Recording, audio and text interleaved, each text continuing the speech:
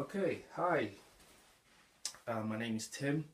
I'm here just to give you a brief intro on property investment and what property investment is all about. A few days ago, I was speaking with a friend, and he said to me, "Well, I didn't realize you invested in property, so I just felt, no, I think that's not good enough. I need to um, let people know what we're doing and also try to educate people as well, because property is one major area where you can actually invest and also get good rates of return for your money.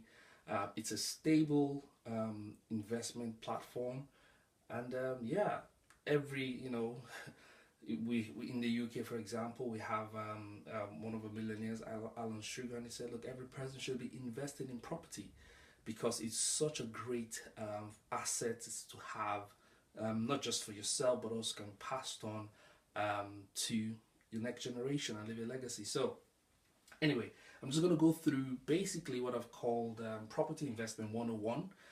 Just going to give you an overview of what property investment is, key tips and key things you should be looking for if you're planning to go into property. We're going to give a brief example of a property deal, how the deal works, and the numbers and things like that to look out for. So it's going to be a few minutes, but it's going to be really worth your time to give you some good nuggets. So, okay, so the first thing we want to look at when we look at properties is we want to, number one, buy properties that people want. So the first thing about property investment is, number one, buy for demand. Okay, so that's the first tip I'm going to give you, is buy for demand. What does that mean? If you go, different areas have different demographics of people. So if you go into an area where predominantly you got families living in that area with kids, they want a garden, they want a driveway and things like that, you are not going to be looking for HMOs in those areas. When I say HMO, is a house of multiple occupation, right? So typically you're going to be looking more around the suburban type areas, more around family type residential areas where people just want to grow a family, 2 3 kids in the house, and yeah, they want a garden place for kids to play. They want like 2 or 3 bed houses, or semi-detached or terraced houses. Those are the kind of properties you'll be looking for in those kind of areas. The second thing, if for example your market or your target audience is the student community, for example, then you can begin to consider, well, maybe I can invest in HMOs where I can have 3 4 5 people sharing a room, or sharing a house rather, sharing a house, common amenities, common kitchen, common bathrooms, and things like that. Those kind of properties will work in those kind of areas. Or maybe you have working class people who obviously commute to work. Maybe that's not their primary residence. Maybe they live in a different town. They work in this town, so they need a place to live Monday to Friday. You can get accommodation for them, either HMO type accommodation or service flats or things like that. So those are the kind of properties that will work in those kind of areas. So the key thing is this: number one, do your research, do your market research, find out in that area where you're planning to invest what works with regards to what type of properties do people want, what is the demand for those kind of properties. So there are ways in which to do that. You can do that online. There are several ways in which you find demand and check what people are looking for in an area. But that's not for this video, that's for another video. So the second thing you want to look out for when you buying property is two, location.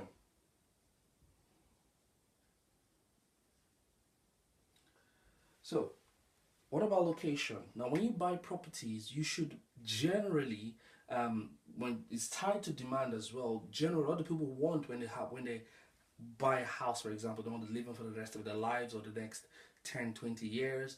You want to buy a property that maybe has good, for a family, for example, you want to buy a property within an area where they have good schools that would attract people to that area.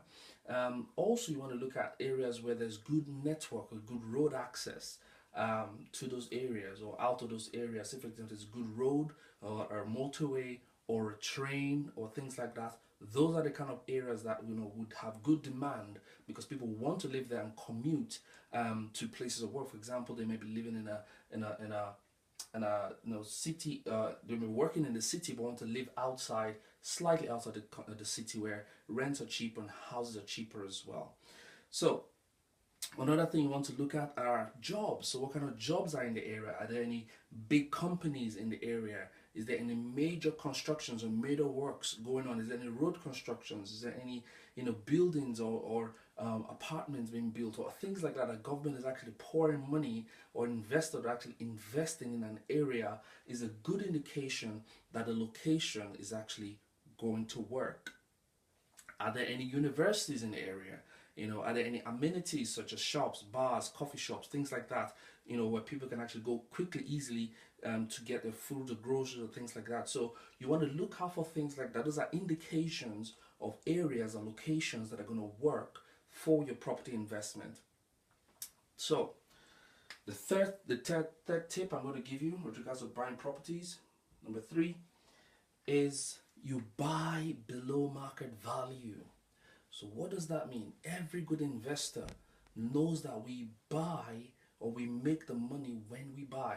Someone asked me this week and said, I want to invest in property with you, but what are the guarantees? What is, how do we know that, what are the risks and things like that? Well, I said to them, well, for me as an investor, one of the things I do first and foremost is to make sure I buy below market value, which means I have covered the back end, I've covered the risk, such that no matter what happens with the market change or things like that, I have already covered. There's enough buffer within the actual market value of that property and the value at which I'm buying it. There's the margin in there that takes care of that float, that takes care of that risk. If anything turns, I know there's something in there that we can work with. So every good investor, number 3, is you need to buy the properties below market value.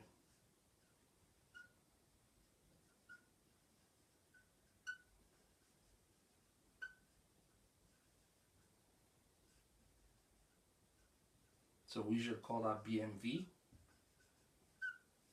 So we go for BMV properties. So that's what you need to do. Look for the properties, and typically those kind of properties are usually needing a bit of work, need a bit of refurb. Those are the kind of properties that we will be looking out for when going out to hunt for properties to buy. So we're looking for properties that need a little bit of work, not major work, not like trying to pull foundations and stuff, but need a bit of tender loving care, changing carpet, changing kitchens or bathrooms or painting and things like that. Those are the kind of things we're looking for when buying below market value property or property that need a bit of refurb.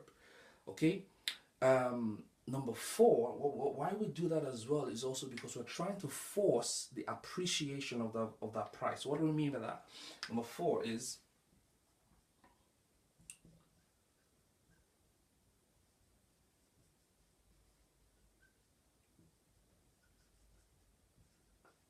forced appreciation. What does that mean?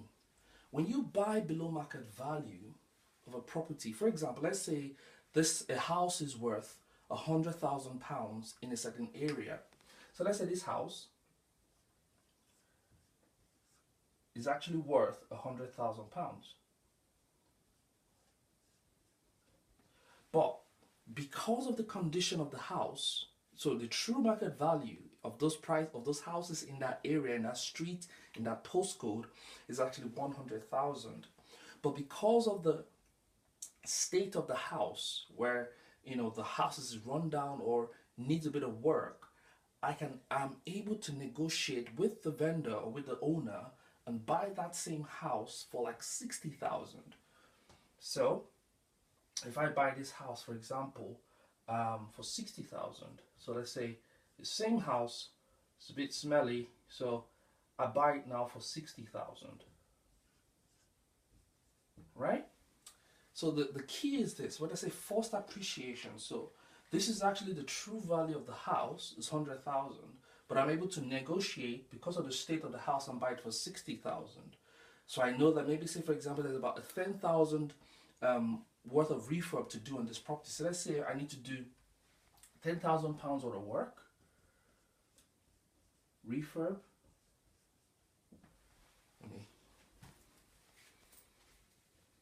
Okay, I'll just put that in there. All right, and this is my purchase price. Okay, so I do a refurb of 10K. All of a sudden, let's say in 6 to 8 months time, when I come to revalue that house, so initially, because of the state of the house, was valued at 60K, so we negotiated 60K thereabout. In 6 months time or 8 or 10 months time, when I come to revalue that property after doing the refurb, all of a sudden the price of that property is now back to £100,000. Now that's what we call forced appreciation, because we've added value to the house, and that's the key of property investment, where we want to add value to a house so we can bring it back to its original price of 100K. We're going to do some numbers quickly to show how that works, but that's the key with getting it back to £100,000. Then you can actually get a profit. And also, if you want to flip it or sell it on at that point, or you want to buy and hold, there's also, you can also look at that as well. So that's about forced appreciation. So number 5 is, we've already highlighted that, is pull out your money or reinvest. So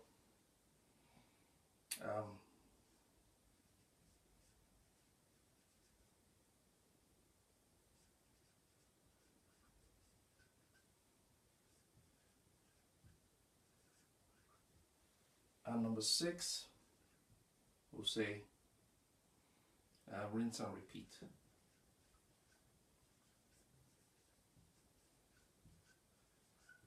So now with number 5, we've gotten it back to £100,000. So we can pull out the investors' funds at that point. We can pull out our own monies as well as we spend on the house and doing the refurbs or anything like that. And once we've successfully done that, we'll have our money back, we'll have interest, we'll have everything back. We can just go back, rinse and repeat, do it again in the same area, or look for similar areas with the same features and same houses, and just do it over and over and over again. And that's how you have a good property business. So those are key strategies or key steps for buying properties, really. So you only keep this in mind when you purchase properties. So on the next video, I'm just going to go straight into numbers and just show you how those numbers actually work, and how you can actually calculate your purchase price, or how you can calculate your return on investment if you've got any money left in the deal after you've refurbed. You can do that. So anyway, I hope this you know, gives you a good idea of how property investment is, especially for those who don't know how to invest in property. This gives a good overall appreciation of property investment. So until next time, in the next video where I go through numbers and show you some other stuff or what we do in property, that'll be a great time. So anyway, this is Dotimi Ekwesin from Have a Property. So take care and have a wonderful day. Yeah, bye.